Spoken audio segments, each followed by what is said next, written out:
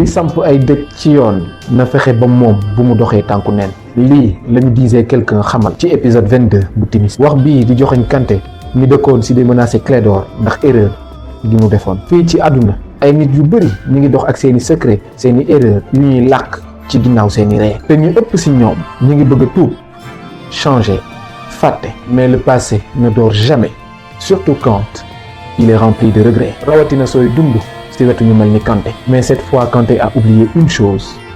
même les hommes silencieux ont des limites. ndax mu sax soo ko toppee ba mu sës ba mënatul rëcc suy tourner di la song. Clédor sachant qu'il n'a plus rien à perdre sort ses griffes.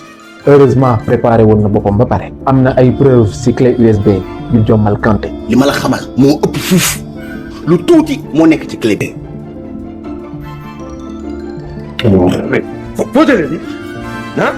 Quand tu passes la vie à menacer les autres, tu finis par vivre la peur, toi aussi. ndax qui sème la peur finit toujours par la récolter. jëlal sa wàll si coow li. àdduna bii képp koo xamal benn xamal na la fukk toog si. méfie-toi de l'eau qui dort ndaxte souvent elle cache les pires démons. bi ñenn ñi di yàqante ak ay secret am na ñuy yàq dëkku lëmb ngir sàmm seeni privilège. bukki yi doon xeex démb ndax ay intérêt yu waroo ñoo ànd tey pas ngir askan bi mais pour seeni intérêt. dans un système pareil les riches ne se battent jamais longtemps entre eux. Ils s'unissent toujours quand leurs intérêts sont menacés. te Fela ak Matar ñoo ngi menacé intérêt googu parce que Matar askan bi ñoo ngi koy commencé may nopp. Fela moom di leen teree doxal seeni mbuxum. moo tax mu bëgg a utiliser News 221 pour daaneel ko jaxase ko ak askan bi. pour nga médiatiser ma convocation jël dossier bi teg ko ci table bi nga braquer bépp projecteur ci Fela rien que ça.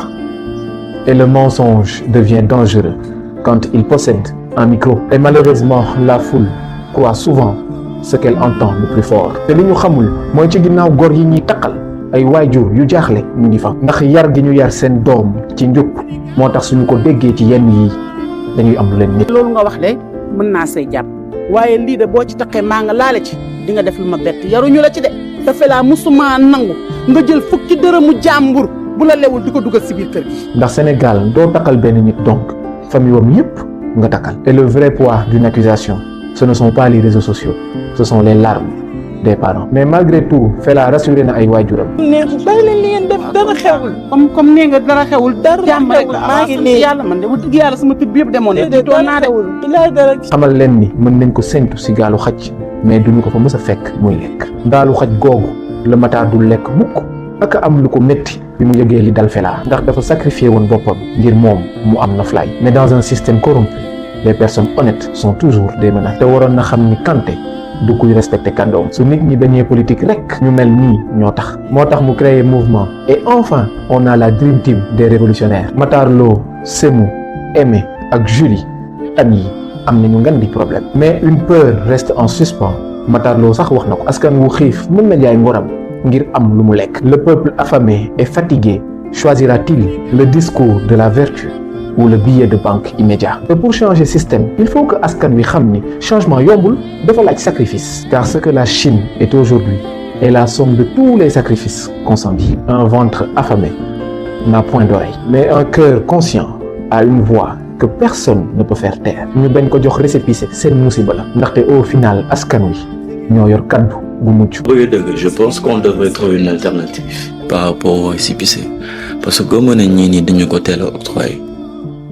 C'est clair que ça va pas être facile.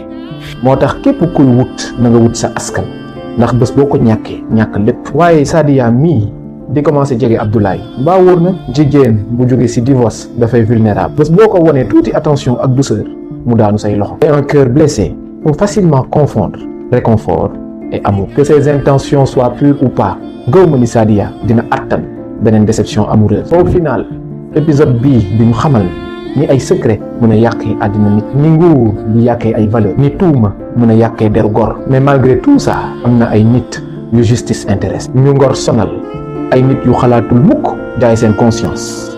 ay nit yu poñet àdduna sonalul. te aussi am na ñuy bëgg sincèrement même si mën nañu leen war une seconde fois. àdduna da ngay xool toujours fu ñu baax ñi ne nga mel ni ñoom. te bul ma sa fàtte sooy seetaan del jàngale.